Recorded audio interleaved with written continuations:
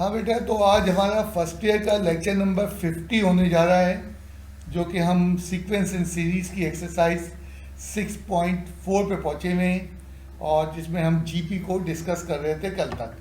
तो जीपी आज भी डिस्कस होगा। अब जीपी के टॉपिक में आ गए। अब देखो, जीपी और एपी में क्या है, प्रोग्रेशन एक जैसी है। टर्म वहाँ पे भी होती हैं, टर्म यहाँ पे भी होती हैं। टर्म को टी से रिप्रेजेंट करते हैं, टर्म नंबर को एन से रिप्रेजेंट करते हैं। जैसे एन जो है नेचुरल नंबर होता था एपी में, इसी तरह जीपी में भी एन नेचुरल नंबर है। तो एक दफ़ा हम कल का थोड़ा सा कंसेप्ट को दोबारा रिपीट कर लें कि क्या हमने जीपी के अंदर बातें की थी। जीपी में आइडिया ये होता है कि जो भी वैल्यू पहली होती है उसको एक फिक्स नंबर से मल्टीप्लाई करना होता है, और उस फिक्स नंबर को कॉमन रेशियो कहते हैं, आर से हम रिप्रेजेंट करते हैं। तो अब एक ही सेम वैल्यू से हम मल्टीप्लाई करते रहे जा रहे हैं, यानी आर आर से ये देखो तो डॉट डॉट लगा दें। अब अगर मिसाल के तौर पे ये लास्ट टर्म कौन सी है, ऐसा गिनो, ये ए आर क्यूब, ये हमारे पास चौथी टर्म है। चौथी टर्म क्या है, ए आर क्यूब। तो सातवीं टर्म क्या होगी, अब इससे जंप करो तो टी ए आर पे पावर 6, क्योंकि आर की पावर एक कम होती जा रही है। ओके, अगर हम जो है 22वीं टर्म लिखना चाहें, ए आर 21, और इसका कोई नामालूम टर्म जिसे हम nth टर्म कहना चाहते हैं वो लिखना चाहें, ए आर एन पावर एक कम। अब ये डेरिवेशन कर दी, इतनी सादा सा आइडिया है। तो लास्ट टर्म, जो भी लास्ट टर्म है प्रोग्रेशन की, हम उसको nth टर्म कह देते हैं ये यहाँ पे। अब इसमें कंडीशन है ए और आर के ऊपर कुछ पाबंदियाँ हैं। आर कॉमन रेशियो कहलाता है, और आर ज़ीरो नहीं हो सकता कभी। किसी जीपी में आर ज़ीरो है या आर 1 है तो वो जीपी नहीं होती, क्योंकि प्रोग्रेशन बनती नहीं है। तुम कोई नंबर ले लो, कोई भी नंबर ले लो, 3 ले लो, 3 को 0 से मल्टीप्लाई करोगे प्रोग्रेशन नहीं बनेगी। 3 को 1 से मल्टीप्लाई करोगे प्रोग्रेशन 3 3 3, तो वो जीपी के लिए वो बढ़ नहीं रही है। तो ये कंडीशन है। और जो है क्या है, ए हमारा क्या होगा, फर्स्ट टर्म,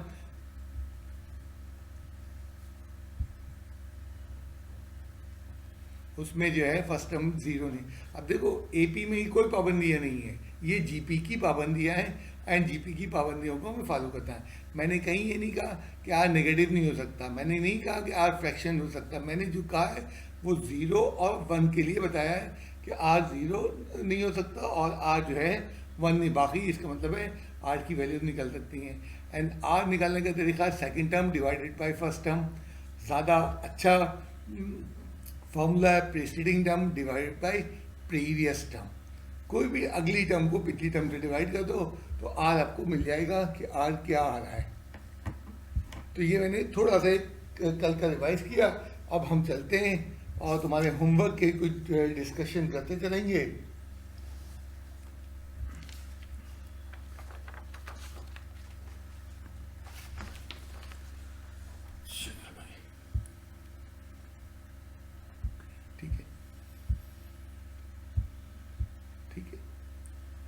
अब होमवर्क के हम डिस्कशन करते हैं। जैसे हमारे 6.4 क्वेश्चन नंबर 1। अब इस सवाल के अंदर बात किया उन्होंने, अजीब सी एक सिंप्लीफिकेशन की है। एंड मैं हमेशा कहता हूँ बुक का आंसर बनाओ ताकि तुम अंदर से सेटिस्फाई हो। इसके कई फॉर्मेट में आंसर आ सकते हैं, बुक वालों ने बड़ा अजीब सा फॉर्मेट दिया है, तो इसलिए इस सवाल को डिस्कस कर रहे हैं। कोशिश हमेशा करो बुक के आंसर लाओ, ताकि उसमें कॉन्फिडेंस आता है। हाँ, एग्ज़ाम में कोई ज़रूरी नहीं है, उसने प्रूफ दैट थोड़ी कहा एग्ज़ाम के लिए हम करेंगे ये इस तरह के काम। ये इन्होंने हाँ, सवाल में क्लियर क्या हुआ, जीपी है तो ए हमें पता चल रहा है, आर पता चल रहा है, और एन बताया हुआ है। डेटा को उठा लिया हमने।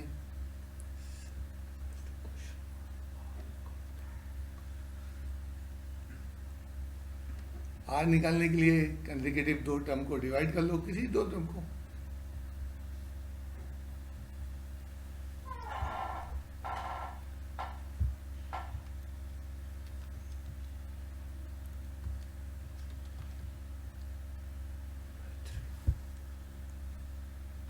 कैलकुलेटर से डिवाइड करके निकाल लिया, 1/3 आर आ गया। तो ठीक है, अब 7वीं टर्म का nth टर्म का फॉर्मूले में n7 पुट कर देंगे।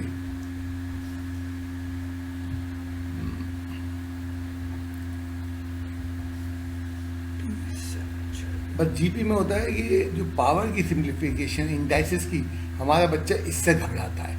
एंड इसकी बेसिक वजह ये होती है मैट्रिक में इंडाइसिस उसका कमज़ोर होता है, तो जीपी की सिंप्लीफिकेशन थोड़ी सी टफ है।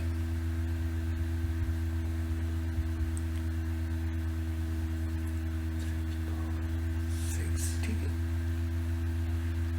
अब कैलकुलेटर से डिवाइड कर लो, मिसाल के तौर पर आंसर लिख दो, वो भी सही है, बट बुक का आंसर नहीं होगा वो।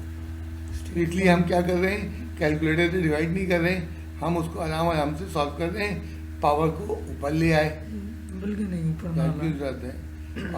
इसको 162 का डेसिमल रिमूव कर लो, और 3 पे पावर 6 7 कितना है, अब कर लेते हैं सर। तो ये जस्ट बुक का आंसर बना रहे हैं, अदरवाइज नहीं तो डिवाइड हो रही नहीं है, कैलकुलेटर डिवाइड करते तो वो बुक का आंसर नहीं होता। 162 का डेसिमल रिमूव कर देंगे 162 अपॉन 10 आ जाएगा, और 3 पे पावर 6 7 729। 729। अब इसमें जो है कुछ कैंसिलेशन हो सकता है, 162 डिवाइड बाय कैलकुलेटर से चेक कर लो, होल 7 ये कैंसिल हो रहा है सर, ये 2 हो जाएगा, ठीक ये है। 9 हो जाएगा। हाँ, मतलब ये कैलकुलेटर से चेक कर लिया बड़ी वैल्यू उसको, जी, तो ये क्या हो जाएगा 2/10 2/10 इंटू 1/9, और यहीं से उन्होंने इसका जवाब बनाया शायद। हाँ जी, यहीं से बनाया इसको, थोड़ा सा और 2/10 जो है 0.2 कर दिया। जी 0.2 लिख लिया हाँ। इसको, हाँ, और इसको 1/9 रहने दिया। 1/9 जबरदस्ती का जवाब बनाए, लेकिन बनाओ ताकि तुम्हें कॉन्फिडेंस आए कि बन सकता है। हाँ, एग्जाम में मैंने तुमसे कहा कि इस स्टेज पे बड़े मज़े से डिवाइड करते, और डिवाइड करके यहाँ पे डेसिमल में जो जवाब आ रहा है वो लिख सकते हो, उसने ये थोड़ी कहा प्रूफ दैट। तो इसलिए इस सवाल को हमने टेक्निकली तुमसे डिस्कस किया। हाँ, ये देखो जवाब आ रहा है 3 पे पावर 6, 16.2 डिवाइड बाय 3 पे पावर 6, 1/45, 1/45 है, यही आ रहा है। यही बन रहा है। लेकिन बुक का फॉर्मेट हमें फॉलो करना है, बुक को इज्जत देनी है, क्योंकि उसने दे। तो ये सवाल सिर्फ इसलिए करवाया कि सिंप्लीफिकेशन में थोड़ा सा बच्चे प्रेशर में आ जाता है। नेक्स्ट हमारे पास होमवर्क पे मैं 2-4 सवाल डिस्कस करके फिर आज का फर्दर भी चलाऊंगा। बात करते हैं इसको। अब वही इसी टाइप का क्वेश्चन मैंने कल भी करवाया था तुम्हें, बिल्कुल मिलता जुलता उसी की तरह है। वो कल हमने किया था y² = z/x, बिल्कुल वही फैशन है। एक जीपी की बातें कर रहा है, तो जीपी के आप क्या करें, सबसे पहले लेट तो उसमें बताएं कि फर्स्ट टर्म क्या ले रहे हैं आप, और कॉमन रेशियो क्या ले रहे हैं। आर बी द सवाल बहुत इंपॉर्टेंट ये है कि आपको मालूम चले जीपी का काम है, जल्दी में एपी ना करने बैठ जाओ, क्योंकि मैं हिमाचल लोगों की इसी तरह की देखता हूँ। अब जो टर्म्स के मैंने j प्लस kth टर्म,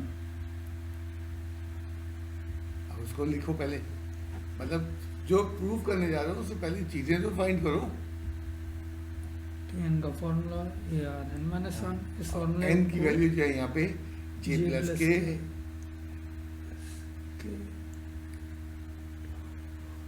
जे प्लस के minus 1, but T of J plus के किसके बराबर है, एक्स के। एक्स के, तो एक्स = वही इक्वेशन बनाते जा रहे हैं हम। एक्स था, देयरफॉर ये हो गया x = मतलब वैल्यू निकालो ना, एक्स क्या निकलेगा आई, वो हमने लिख दिया। ठीक जी। अब दूसरी इंफॉर्मेशन दी गई इसमें j माइनस kth टर्म,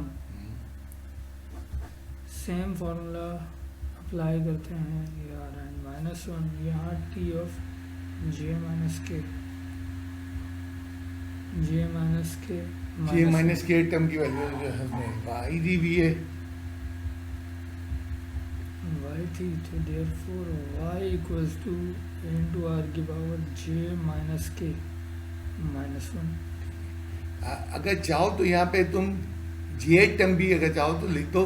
वैसे जेड टर्म तो हमें सीधा सीधा पता पड़ रही है, AR(j-1), तो जेड टर्म को मैंने स्किप कर दिया। चाहो तो तुम कर भी सकते हो। अब हमें ये प्रूफ करना है, क्या प्रूफ करना है, अब उसको मैथमेटिकल लेंगे कि जेड टर्म किसके बराबर है, √x × y। ठीक है, तो right taking right hand side, मतलब कई तरीके हैं प्रूफ करने के, मुझे ये ज़्यादा आसान लगता है। और उठा के मैंने x एंड y की वैल्यू पुट कर दी। अंडर रूट में x की वैल्यू a आर की पावर, हाँ, बस वो सिंप्लीफिकेशन आती है पावर की, इंडाइसिस की, वहीं हमारा जो है जीपी गड़बड़ करने लगता है। ये पूरी जीपी में रहेगा। अभी जीपी का टॉपिक 2 3 दिन और चलेगा। तो जीपी के अंदर सिंप्लीफिकेशन टफ होती है। रूट के अंदर ए और ए स्क्वायर बेसिस हो सेम गया। है, मल्टीप्लाई हो रहा है, जी, ठीक है। इसका बेसिस आर की भी सेम है, पावर ऐड हो जाएगी। जे प्लस के माइनस वन प्लस जे माइनस के माइनस वन, ठीक, जे 2j और के कैंसिल हुआ, तो 2j माइनस 2 बचा रहा है। बिल्कुल ठीक। बनाते हैं इसको, ए स्क्वायर इंटू आर की पावर 2j माइनस 2। अब इस पावर को हमने देखा यहाँ भी 2 है, ये स्क्वायर में बन सकती है, यहाँ भी 2 है होल power। स्क्वायर में सब कर सकते हैं। तो कल इसको भी यही बात हुई थी।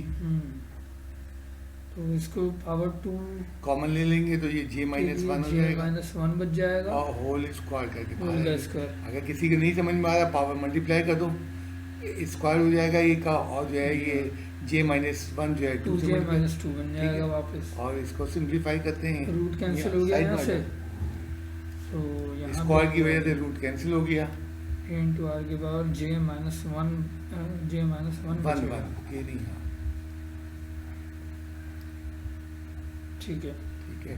और याद करो ये क्या होगा, ये आर एच एस थी, तो ये चीज़ जो बराबर है हमारी, ये तो बन रही है जेथ टर्म ये एकदम इंटू आर की पावर जे माइनस प्रूफ 1 करना था। Left hand side equals to right hand side, and proof. तो वो चीज़ें पहले बिल्कुल इसी तरह का सवाल लास्ट क्लास में भी हमने डिस्कस किया था। एक और ले लेते हैं। सही।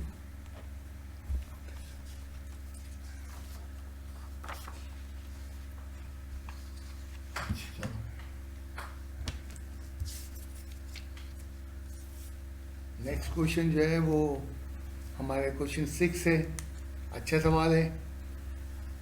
क्वेश्चन नंबर 6, तो इसके अंदर हमारे पास एक जीपी गिवन है, जीपी की भी नहीं, लास्ट टर्म दी हुई है 4374। Okay, find the fifth term from the end of the series. ये बड़ा इंपॉर्टेंट चीज़ है। अगर सीधा होता सवाल तो शायद मैं भी डिस्कस भी नहीं करता और आप कर लेते। अब इस सवाल के दो तरीके हैं। जो मुझे सबसे आसान लगता है वो हम ये करें, जीपी को रिवर्स कर लें, यानी कि जो लास्ट टर्म है उसको फर्स्ट टर्म मान लें और सेकंड लास्ट टर्म को सेकंड टर्म मान लें। तो हम सही। इस सवाल को जो दूसरा तरीका भी बता दूंगा मैं, लेकिन मुझे ये आसान लगता है कि भाई इख्तिदाम से जाइए तो उल्टी सीरीज लेके चल दो और पांचवी टर्म निकाल लो। तो हमने जुमला लिख दिया कि जनाब हम from the end of the GP चल रहे हैं। अब ए क्या होगा, आखिरी टर्म होगी। ये इस बार जो है ना, हम यहाँ से अगर चल रहे हैं इस तरफ, तो ये बन गई सर। तो सीरीज उल्टी लिखने की जरूरत नहीं है, बस डेटा को उल्टा कर दो और आगे बता देते हैं कि starting from and. From and. अब देखो आर क्या था इस सीरीज के अंदर, समझने की बात है। जब हम आगे जा रहे थे तो आर था 3 से मल्टीप्लाई हो रहा है। जब पीछे आ रहे हैं, जैसे 18 को 6 से डिवाइड करो तो क्या हो जाएगा, 18 को 3 से डिवाइड करेंगे, 6 को 3 से डिवाइड करेंगे 2 जी। तो ये आर रिवर्स आएगा, यानी रिवर्स आने कि में बजाय 3 के 1/3 बन जाएगा, क्योंकि आप उल्टा चल रहे हैं। अच्छा, अब एन जो है आप 5 रख लें, क्योंकि आप पांचवी टर्म निकालना चाह रहे हैं। और जो है पांचवी टर्म की वैल्यू करें, ठीक है। तो आर की वैल्यू 1/3, ये किस तरह आई है, ये हम रिवर्स में आ रहे हैं। रिवर्स में आ रहे हैं। फॉरवर्ड जाने में देखें 3 से मल्टीप्लाई हो रहा है, रिवर्स आने में 3 से डिवाइड हो रहा है। तो 1/3 से मल्टीप्लाई हुआ, Tn इक्वल्स टू यार n-1 इस्तेमाल किया।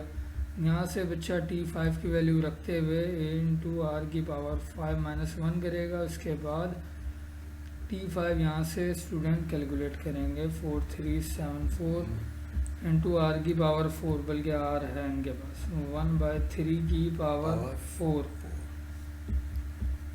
इसके बाद की वर्किंग बड़ी आसान सी कर लेंगे छोड़ दिया है। तो और ये आखिर में स्टेटमेंट दे देना बेटा, hence the fifth last term, ये Last. फिफ्थ टर्म नहीं कहना, इसको फिफ्थ लास्ट टर्म कहना। ये एक तरीका, तो मुझे ये बहुत आसान लगता है, मैं इसको पसंद करता हूँ। दूसरा तरीका इसमें ये था, साइड में हम बता देते हैं।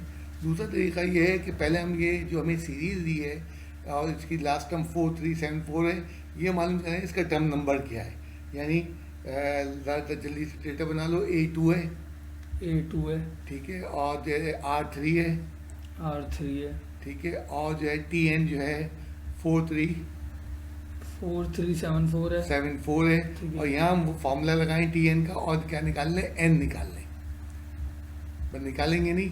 लेट सपोज N 19 आ गया, लेट सपोज N 19 आ गया। अब N जब 19 आया तो इसका मतलब इस सीरीज में 19 टर्म है।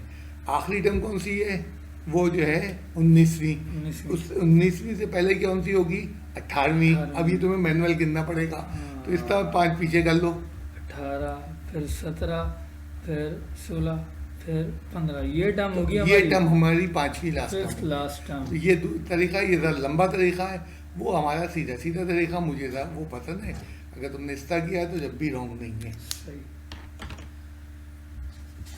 मतलब जो भी करो ऐसा मास्टरपीस करो कि पता चले कि हाँ जी कंसेप्ट आ रहा है। अच्छा 1 मिनट, हाँ ठीक है, कंटिन्यू करते हैं।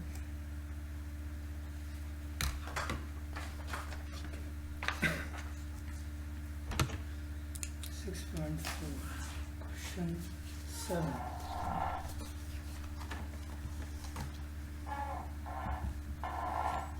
One, two, four, dot.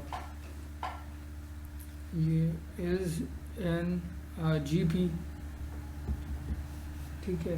तो दो उसने जीपीज दिए हैं और दोनों का एनेट टर्म सेम है, यानी मिसाल के तौर पे पहले की 70वीं टर्म तो दूसरी जीपी की भी 70वीं टर्म। तो हमें एक्चुअली मालूम करना है कि वो 70वीं टर्म है, सेम ही है। तो पहले जो जीपी दोनों को अलग अलग हम उनका एन की फॉर्म में ले आए।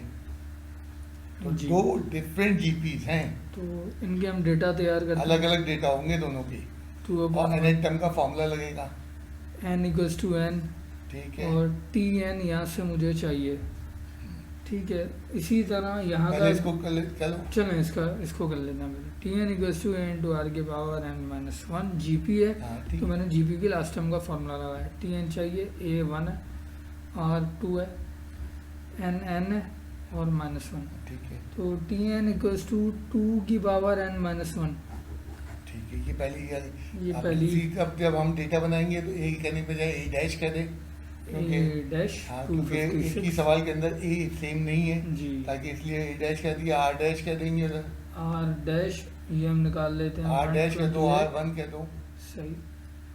R1 128/256, 1/2, R' 1/2।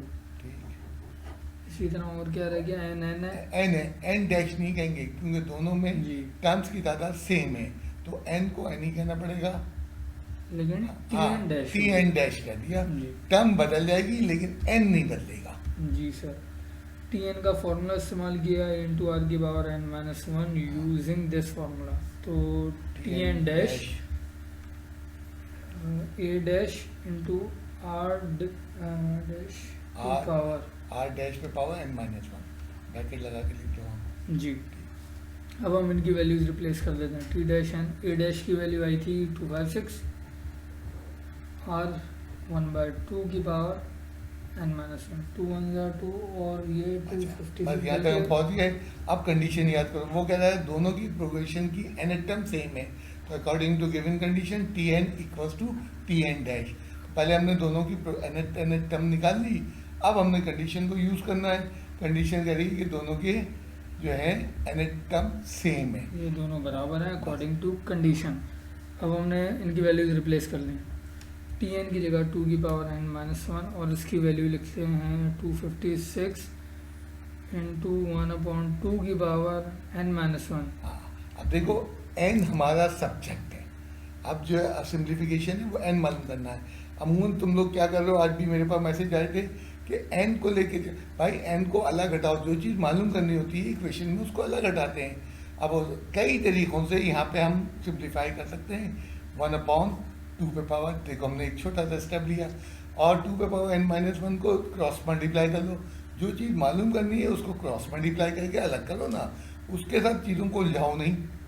2 इंटू n-1 था, 2 इंटू n-1 इसके अंदर एक और मल्टीप्लाई कर देंगे तो हाँ। ये इसका स्क्वायर बन गया।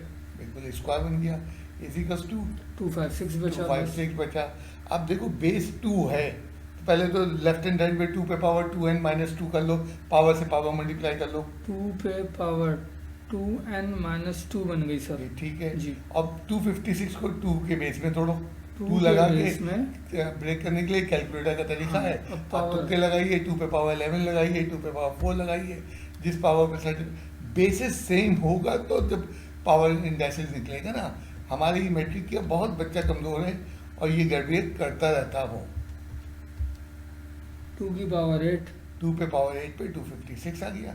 बाद बच्चों को याद होता है, डायरेक्ट लिख लो। अब बेसिस सेम है, पावर इक्वेट हो जाएगी, n निकल आएगा। अब इसके बाद यहाँ पे किस हमारे तरह- ये कहते हो तुम लोग, मैं जो मैस्टिक में देख रहा हूँ वो n को इन्वॉल्व करते हो भाई। n को हटाओ, जो मालूम करना है उसको दूर से दूर, पावर इक्वेट हो गई ये देखें, ये बेस है, ये बेस है, बेस सेम हो गई ना। तो पावर अब हमें पावर को इक्वेट करना है बस। तो 2n इक्वल्स टू 8 प्लस 2 10 हो गया, 2n 10 n equals to 10/2। n की वैल्यू आ गई सर 5 यानी नेचुरल। दोनों प्रोग्रेशन की पांचवी टर्म जो है वो सेम वैल्यू की थी। ये सवाल अगर तुम्हें एक दफ़ा दिखा दो तो इनको सवाल रिकॉल कराते हैं, ये लीजिए। इसमें जो है दोनों जो GPs प्रोग्रेशन की जीपीस की पांचवी टर्म जो है वो सेम थी। क्या हुआ ओके। क्लॉज में? Next question. तो n हमारा नेचुरल नंबर में आया है और बिल्कुल ये सवाल एक और होमवर्क का सवाल है, उसको भी डिस्कस कर लें। जी। अब प्लीज जब डिस्कस कर रहे हैं तो जाके करेक्शन करो, ये नहीं है सुन लिया भूल गए। अब हम मूव करते हैं इस पे। क्वेश्चन 9 है हमारे पास। जीपी क्या है? 1x² फिर 6 माइनस x²। बेटा पूरी एक टर्म है, ये अलग अलग इन दैट ऑर्डर, इसी तरतीब में लेना। ये जीपी लिखी है 3 टर्म की, जी। और उसमें फॉर्म हमें क्या फाइंड करना है? हमें एक्स की वैल्यू फाइंड करनी है। कई तरीकों से सवाल हो सकता है, जो मुझे आसान सा लग रहा है वो मैं रेशियो से चलता हूँ सवाल में। फर्स्ट 2 टर्म का रेशियो क्या है, मैं दूसरा भी फॉर्मेट बता दूंगा। फर्स्ट 2 टर्म का ratio x² upon 1। Second 2 term का रेशियो, सेकेंड 2 टर्म का रेशियो अगर हम निकालें तो 6 माइनस x² अपॉन x²। दोनों सेम होने चाहिए क्योंकि जीपी सेम है, इन दोनों को इक्वेट कर देते हैं। हम मैंने रेशियो वाला मेथड यूज किया, दूसरा भी बता देता हूँ। जी। हाँ, to form a GP common ratio must be same. Must भी सेम, मस्ट बी सेम। इन दोनों को सेम होना चाहिए। ठीक है, एक्स की फॉर्म में इक्वेट करेंगे, इक्वेशन बन के वैल्यू निकल आएगी। x² अपॉन 1 रख लें, चलें ठीक है। x² equals to 6 minus x² whole upon देखो हमने x²। कहा इक्वेशन बन गई, अननोन तो एक्स है ना, जी, मुझे सर। तो अननोन की इक्वेशन चाहिए, इक्वेशन बन गई, रेशियो हाँ, मेथड सर। बना दी। अब डिनोमिनेटर अब तुम वाले लोगों को को पावर 4 की इक्वेशन सॉल्व करना बहुत आराम से आती है, हमने चैप्टर 3 के अंदर किया हुआ है। और ये मेरे ख्याल से स्प्लिटिंग द मिडिल टर्म से बड़े जी। मजे से सॉल्व हो रही है। अब देखो स्प्लिटिंग द मिडिल टर्म कितना यूज होता है, और स्प्लिटिंग द मिडिल टर्म नहीं थी, मैंने एक एक बेस डाली है। अब बच्चा रिवीजन नहीं कर रहा है तो वो बड़े अपने लिए मसाइल पैदा कर रहा है। मतलब स्प्लिटिंग द मिडिल टर्म किस कदर यूज होती है। अब हम क्वाड्रेटिक में नहीं थे, जीपी में थे, वो क्वाड्रेटिक में चला गया। कुछ इसके आंसर्स के साथ भी गड़बड़ था, तो मैंने वो करेक्शन कर दी हुई थी तुम लोगों को।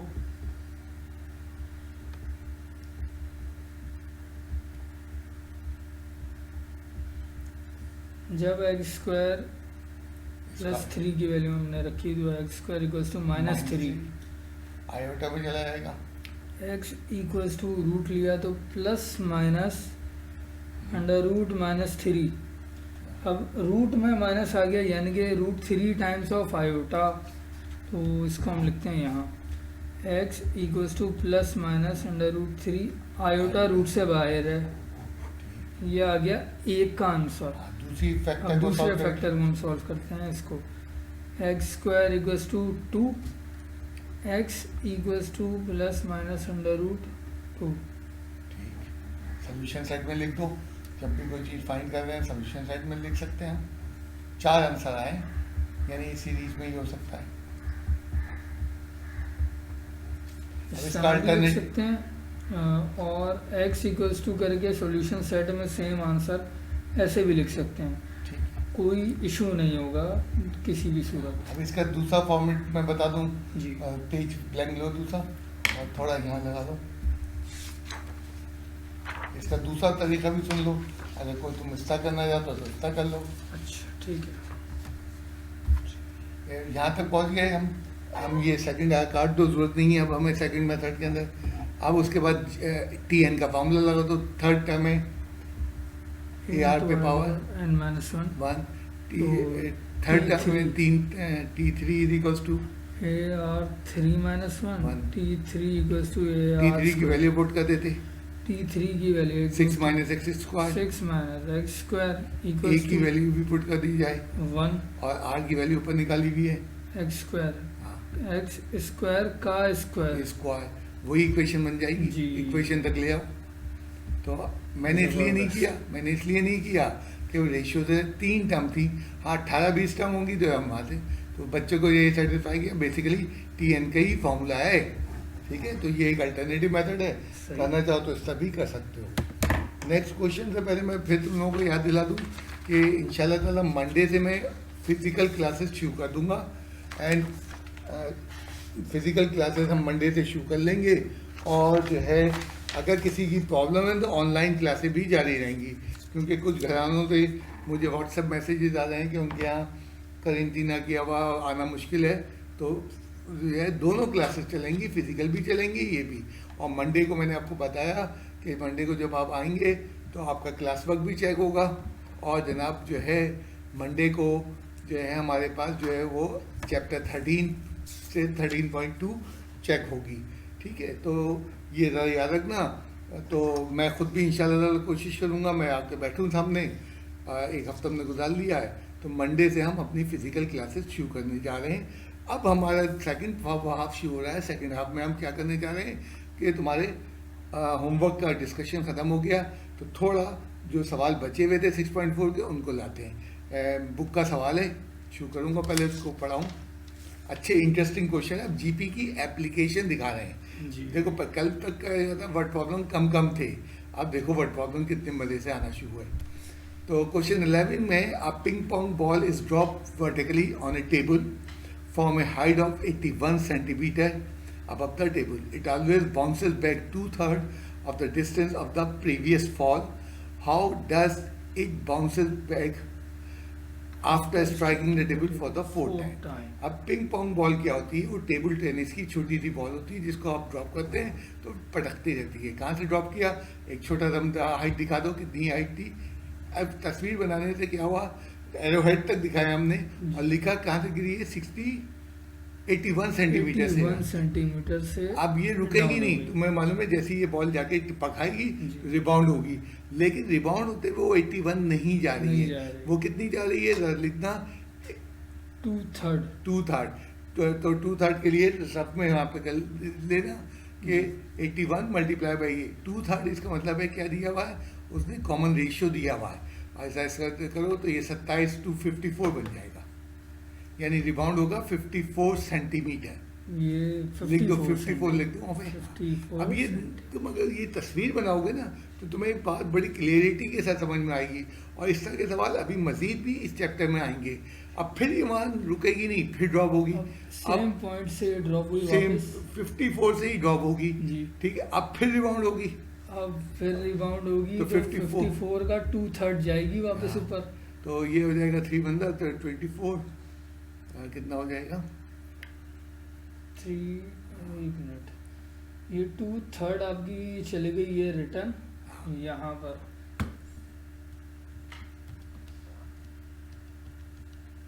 36 जाएगी 36 रिटर्न, तो 36 सेंटीमीटर। अब इससे ज़्यादा कंसेप्ट को हम सब क्लियर कर रहे हैं कि और इसी तरह ही चलता है। तो उसने पूछा चौथी दफ़ा, how high does it bounces back after striking the table for the 4th time. अब ये देखो, फर्स्ट टाइम ये है, सेकंड टाइम ये है, थर्ड टाइम आएगा, फिर 4th टाइम कितना बाउंस करेगी, ऊपर आएगी, वो चीज़ उसने पूछी है। ये सेकंड टाइम का अब इस प्रोग्रेशन को लिख लेते हैं। ठीक है सर। ये बाउंस बैक का मालूम कर रहे हाँ, हैं बाउंस basically। बैक का मालूम कर रहे हैं, तो प्रोग्रेशन को ज़रा लिख लेते हैं हम। जी। अब तुम देखो प्रोग्रेशन में एक बड़ा ज़बरदस्त काम है यहाँ पे, बाउंस बैक की प्रोग्रेशन चाहिए, डाउन की नहीं चाहिए। तो फर्स्ट टर्म क्या होगी? फर्स्ट टर्म 54 होगी। इक्वल्स टू ये बड़ी समझने की बात है इस जगह पे। फर्स्ट टर्म 81 सेंटीमीटर से जब आपने 2/3 का बाउंस बैक लिया है ना, बाउंस ये बैक वाली सीरीज चाहिए, दो जी। सीरीज चल रही है यहाँ, एक डाउनवर्ड चल रही है, एक तो बाउंस बैक वाली है। फर्स्ट हमने इसको अलग से करके पूरा दिखा दिया। जी।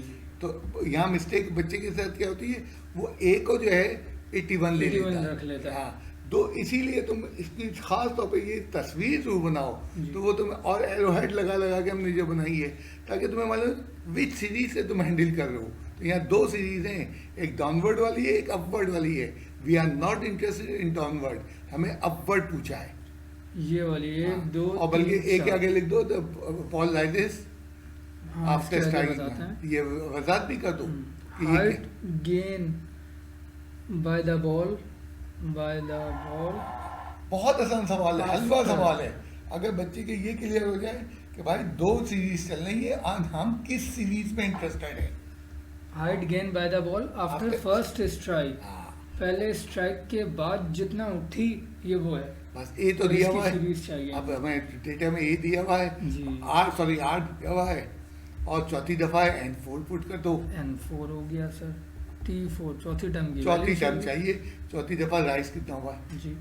चौथी बार कितना बाउंस बैक होगी अभी बताते हैं। T n equals to n to r की power n-1, T4 equals to, यहाँ बच्चा वैल्यू रखेगा। बहुत बड़ा आराम से देखो सेंटीमीटर में समझ, सिर्फ वो समझना है कि दो सीरीज हैं।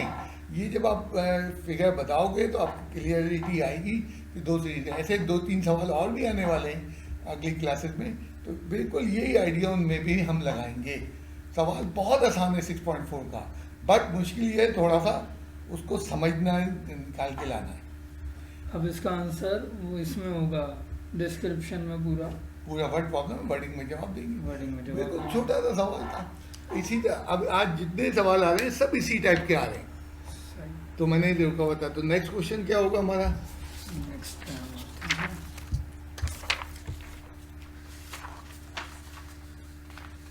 स्कूटी। सब जो है हमारे पास क्वेश्चन आज इसी तरह के हैं। आप इसमें at the end of the each year the value of the scooter owned by the Nasir depreciate 20% of the value it had at the beginning of the year. If it was worth rupees 20,000 new, what would be its value now at the end of the 5 5 years? years। अब पहले इसके लिए कुछ चीज़ें मैं समझा दूं background की, फिर ये सवाल समझ में आएगा। जब भी हम कोई चीज़ ब्रांड न्यू ख़रीदते हैं तो ख़रीदते ही उसकी वैल्यू कम हो जाती है। मसलन आप एक ब्रांड न्यू टीवी लेके आए 16,000 का, एंड जब आपने इसको इस्तेमाल किया दूसरे दिन आप वापस उसको बेचने जाएंगे तो दुकानदार 16,000 का नहीं लेगा, 14,000 13,000। इसको कहते हैं डेप्रिसिएशन। तो हर चीज़, जैसे गाड़ी आप खरीदते हैं ब्रांड न्यू गाड़ी, तो और उसका इंश्योरेंस कराते हैं 7 लाख की गाड़ी का, मालूम चला वो 2 महीने बाद गाड़ी चोरी हो गई तो वो आपको 7 लाख नहीं देंगे, उसमें से डेप्रिसिएशन जो आपने 2 महीने इस्तेमाल किया है वो काटेंगे और 6,80,000 6,40,000 देंगे। तो डेप्रिसिएशन हर चीज़ खरीदते ही उसकी कीमत कम हो जाती है।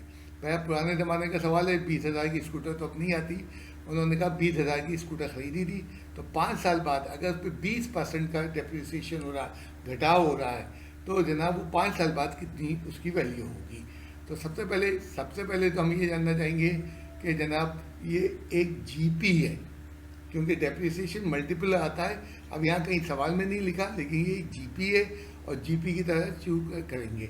अब मिसाल के तौर पे हमारी जो है पहले साल, एक मैं छोटा सा समझाऊँ, 20,000 यहाँ लिखना और लिखना यहाँ पे 2016 20,000 थे 16 में।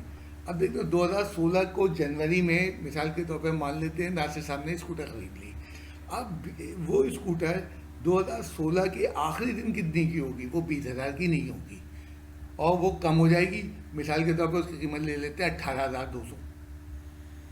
18,200 ये दिसंबर में है। ये दिसंबर में है, ये जी। End of the year. Again यहाँ पे भी प्रॉब्लम है, एंड ऑफ द ईयर। तो जो पहली वैल्यू है वो हमारी ए नहीं होगी। पहली वैल्यू, ये मैंने एक ऐसी तुम्हें समझाने के लिए, जो पहली वैल्यू वही होगी। अब इसी तरह आगे बढ़ो, अगला साल 2017 का जब वो शुरू करेगा, 2017 1 जनवरी को स्कूटर होगी 18,200 की, 18,200 की। और फिर पूरा जब साल वो इस्तेमाल करेगा तो वो स्कूटर कम होकर लेट्स सपोज 17,300 रह जाती है। 17,000। अब ये कब की बात कर रहे हैं हम? दिसंबर 2017 दिसंबर। हाँ, तुम देख लो। अब इसमें इसमें जो नोट करना है कि ये हमारा ए है, 1802 पे सर्किल कर लो, 18,200। ये पहले साल की इख्तितामी वैल्यू है। और फिर उसका दूसरे साल की इख्तितामी वैल्यू क्या है? 17,000। ये GP1 है। ये अब ये थी, हाँ, फिर ये थी, हाँ, इस तरह। अब जो इस तरह पे तीसरी होगी, चौथी, पांचवी पूछी है। तो अभी देखो, थोड़ी देर पहले हमने बॉल वाला सवाल किया था, जी। उसमें 81 सेंटीमीटर ए नहीं लिया। द सेम रीजन यहाँ पे भी और अगले सवाल में भी आएगा कि समझो बात को, क्योंकि उसने क्लियर कहा है eight the end of the 5 years। तो अब हम शुरू करते हैं। सबसे पहले हम जानना चाहेंगे आर क्या है। बॉल में आर तो बड़ा आसानी से दिया हुआ था, उन्होंने 2/3 यहाँ दिया हुआ परसेंटेज में। अब परसेंटेज में आर निकालने का तरीका मैं बड़ा आसान में बताता हूँ। मिसाल के तौर पे हमारे पास एक चीज़ जो है वो 100 रुपये की, परसेंट का मतलब यही होता है ना, 100 रुपये की। घाटा हुआ तो कितने की रह गई है एंड पे? यहाँ एलवाइट लगाओ और यहाँ लिख दो 80। ठीक है, ठीक है, ठीक है ना। देखो 100 की चीज़ थी, घाटा होने के बाद वो कितने की रह गई, क्योंकि हमें स्कूटर कितने की रह गई ये मालूम करना है। और एक पे कितना घाटा हुआ? 1 = 1 बाई, सॉरी ये हो जाएगा 80/100। 80/100। ठीक ठीक, दिस इज आर। जी। तो आर इस तरह निकलता है। मैं फिर इसको और क्लियर से कर दूं और अच्छा नहीं तो बता दूं कि जनाब क्या हुआ, यूनिटी मेथड में यूज़ कर रहा हूँ। यूनिटी मेथड ये है कि 20,000 पे नुकसान हो रहा है तो 1 रुपये पे कितना नुकसान हो रहा है, तो ये रेशियो 1 पे माना जाता है। तो अब आर के लिए यहाँ पे लिखेंगे R = अब इसका मैं फॉर्मूला बता दूं। इनिशियल वैल्यू 100, लिखूं फॉर्मूला? हाँ 100, अच्छा 100 लिखो, 100, ठीक है। 100 -20 -20 डिवाइडेड बाय 100। Divided by 100। पर ये समझो आर निकालने का फार्मूला क्या बन गया। इब्तदाई तौर पे 100 रुपये की चीज़ थी जिसमें आपने 20 का नुकसान किया जी। तो अब 100 की चीज़ क्या रह गई? आर सिंप्लीफाई कर लो, डेसिमल में आ जाएगा 80/100 यानी कि 0.8 आ गया। 0.8 यानी 0.8 का मतलब समझ लो, अगर तुमने साल के शुरू में 1 रुपये की कोई चीज़ खरीदी है तो साल के इख्तिताम पे वो 80 पैसे की रह गई। 0.8 का ये कंसेप्ट आ गया। हमें इख्तितामी वैल्यू चाहिए जो बच गई 80। अब आर आ गया, इसको बता देते हैं। वैल्यू ऑफ स्कूटर है ये, scooter eight the end of first year. Again वही वाली बात है कि 20,000 नहीं होगी।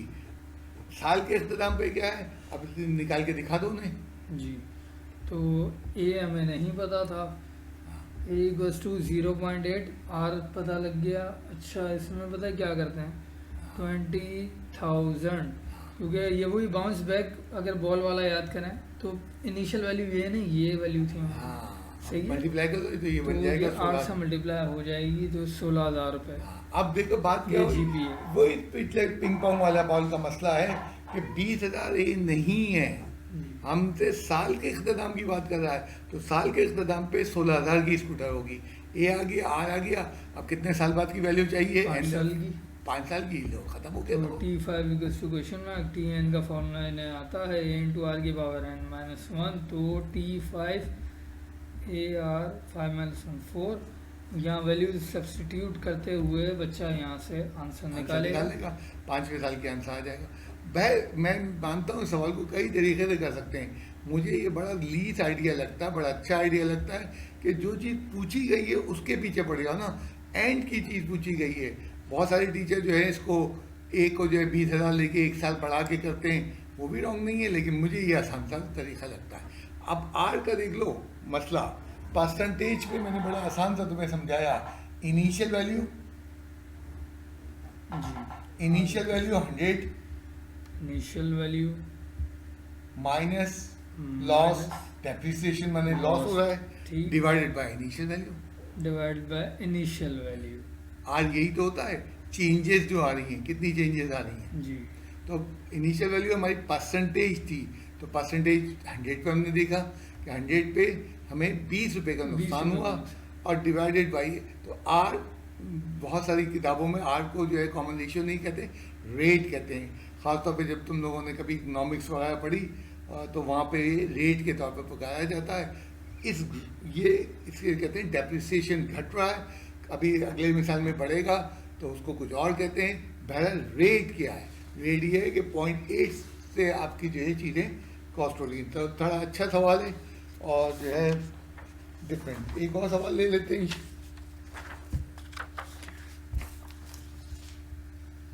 तकरीबन यही है। जी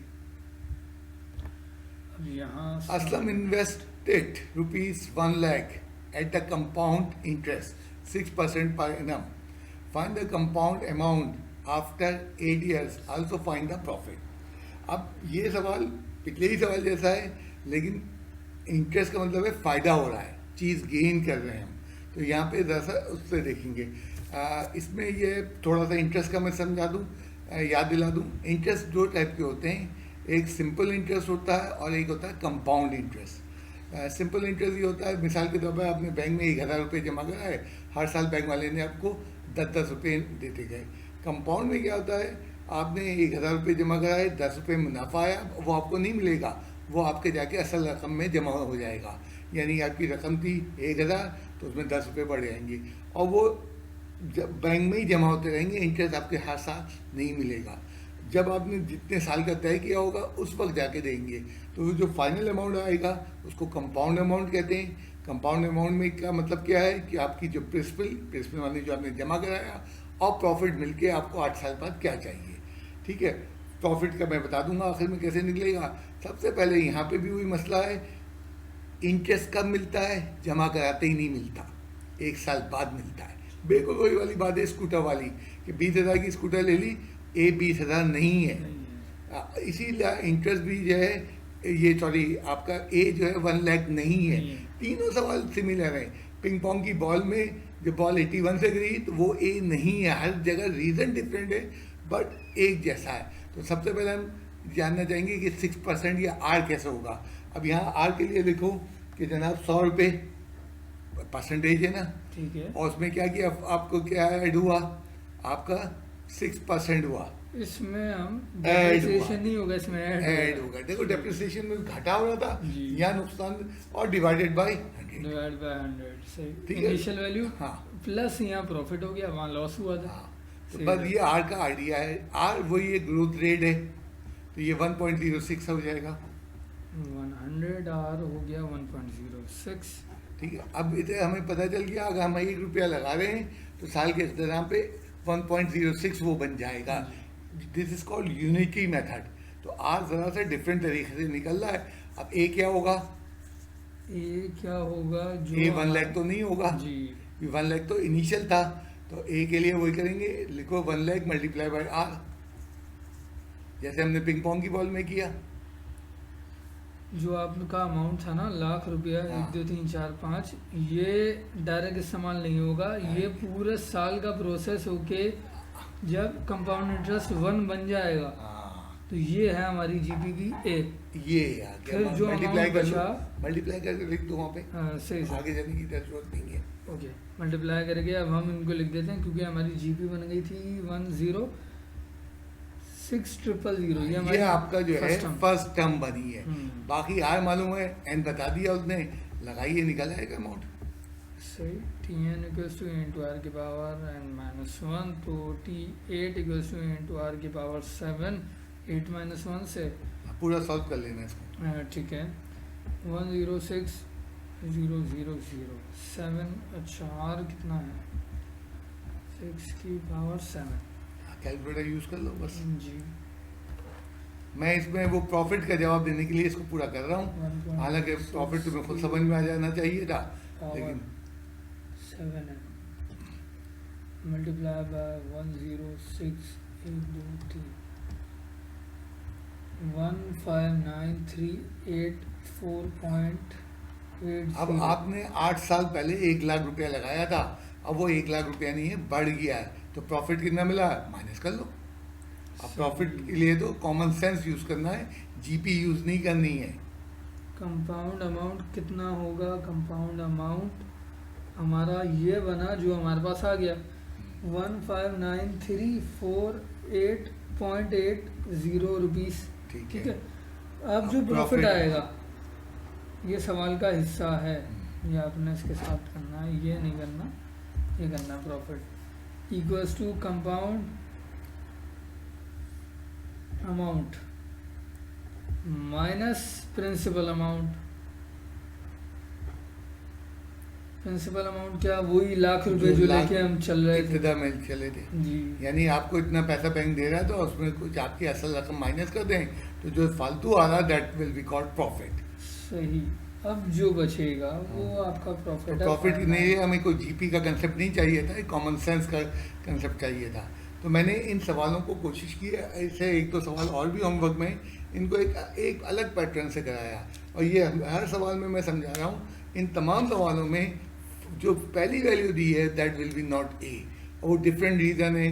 पिंग पोंग का डिफरेंट रीज़न था, हमारे जो असलम वाले स्कूटर वाले सवाल में डिफरेंट रीज़न था, एंड यहाँ पे डिफरेंट, बट वो ए नहीं है। ए रख के हम कर भी सकते हैं, बहुत सारे मेथड हैं, टीचर्स कराते हैं, मुझे ये आसान लगता है। तो यहाँ पे मेरे पास एक्सरसाइज 6.4 एंड हो गई है, एंड मैं चाह रहा हूँ कि एक छोटा सा इंट्रोडक्शन दे दूँ अगली एक्सरसाइज का, यानी हमारी आने वाली, और जिस पे जो है इंशाल्लाह ताला हमारी मंडे से क्लासेस शुरू हो जाएंगी। मैं फिर कह रहा हूँ मंडे से मैं फिजिकली मौजूद हूँगा, स्टूडेंट भी आ सकता है, खुदा न करे तुम्हारे को प्रॉब्लम है तो तुम ऑनलाइन भी ज्वाइन कर सकते हो, और टेस्ट का नोटिस भी मैं इंशाल्लाह ताला कल तक आप लोगों को भेज दूँगा। अब हम बात कर रहे हैं, पहले तो हम लिखते हैं अरिथमेटिक सीरीज और ज्योमेट्रिक सीरीज, सीक्वेंस लिखते हैं एक मिनट, ज्योमेट्रिक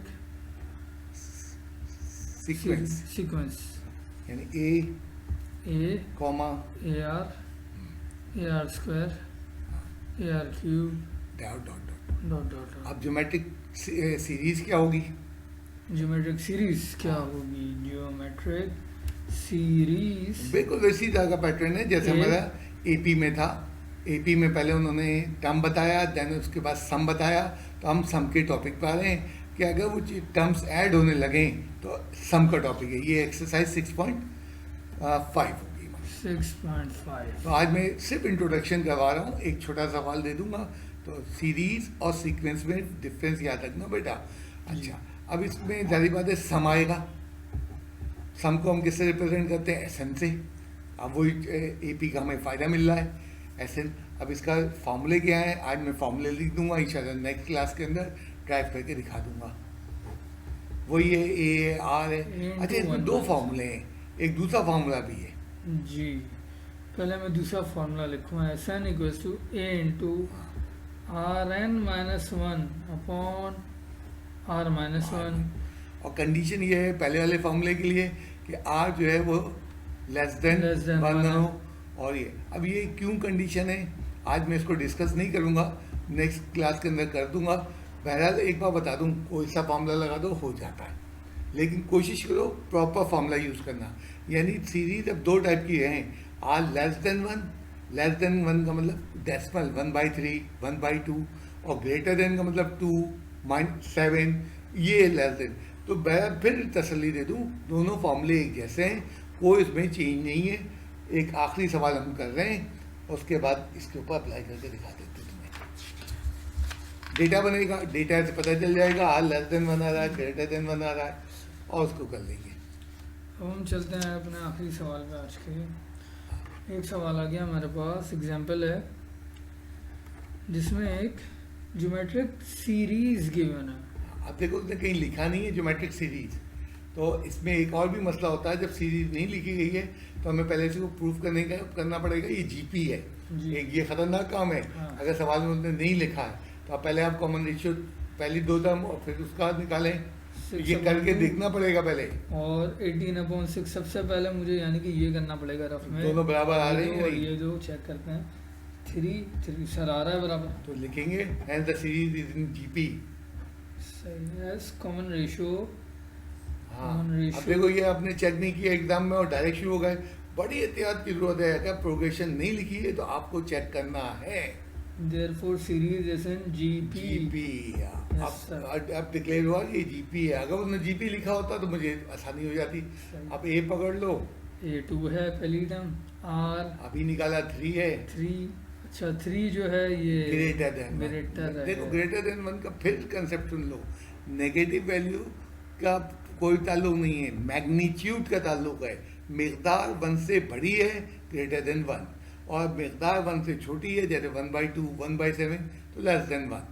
चले अब ग्रेटर पे हमारे पास फॉर्मूला ये था SN का, तो कोशिश करो प्रॉपर फॉर्मूला यूज़ करो, कहीं खुदा ना करे तुम ट्रेप करो नहीं हो रहा कोई सा भी यूज़ करो।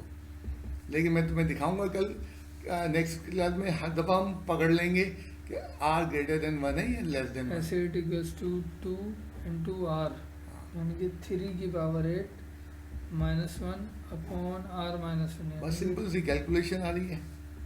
अब इसके ऊपर बड़े बड़े वर्ड क्वेश्चन बनेंगे। आज सिर्फ इंट्रोड्यूस करने का मेरा ये होता फ़ायदा कि जब हम मंडे की क्लास लेंगे तो हमें जो है बच्चा थोड़ा सा प्रिपेयर मिलेगा। 6560 2 से 2 कैंसिल हो गया था, एक माइनस हुआ तो 8वीं सीरीज का सम आ गया। अब मैं यहाँ पे थोड़ा सा आर पे बात करना चाहूँगा। लेट सपोज आर की वैल्यू -3 है, R की वैल्यू -3 है। अब ये क्या है, ग्रेटर देन 1 है लेस देन 1 है। मैंने कहा मिकदार देखो, साइन नहीं देखो, ये ग्रेटर देन 1 है। लिखो आगे, मैग्नीट्यूड मैग्नीट्यूड देखते हैं जी, और इसको अगर ज़्यादा करना है तो मॉड में लिख दो, R equals to -3 mod modulus हमें में। यहाँ अब आर की वैल्यू लो 1/7, R की वैल्यू हमने रखी 1/7। 7 अब 1/7 इज लेस देन 1 है, डेसिमल है less than तो 1। आर लेस देन 1 है। फिर लिखो r is equals to -1/7। -1/7 magnitude देखना है हमें, मैग्नीट्यूड 1/7 है, साइन नहीं देखनी है। ये आर का कंसेप्ट है, इसी के ऊपर अगली क्लास में बहुत तफसील से और बात करेंगे। तो हमारे जो है टर्म के अंदर आर इतना डिटेल में नहीं था, सम के अंदर आर हमारे पास इतनी डिटेल में आ रहा है। फिर लास्ट जाते जाते मैं वही रिपीट करूँगा कि मंडे को फिजिकल क्लासेस शुरू हैं, अपने अपने प्रॉपर टाइम पे पहुँचना है, वक्त की पाबंदी करना है। खुदा न करे आपकी कोई फैमिली में प्रॉब्लम है, इश्यूज़ हैं किसी बीमारी वगैरह की, तो आप ना आए, कोई ऐसा इशू नहीं होगा, ठीक है। और लेकिन क्लास ज्वाइन करते रहें। और मंडे को हम कोशिश करेंगे कि क्लास वर्क करवाएं तुमसे, क्लास वर्क भी चेक करेंगे। और मंडे को फिर आपसे जो है वो आपका 13.2, तो अगर किसी के नए रजिस्टर बन गए वो अपने पुराने नए पेज नंबर वगैरह सब करके लाएं। मैं इंशाल्लाह ताला क्लास से आधे घंटे पहले मौजूद हूँगा, एक एक चीज़ का जवाब आपको देता जाऊँगा। ओके, मेरे ख्याल से बातें क्लियर है। अगर कुछ और हो तो प्लीज़ मुझे व्हाट्सएप पे मैसेज कीजिएगा।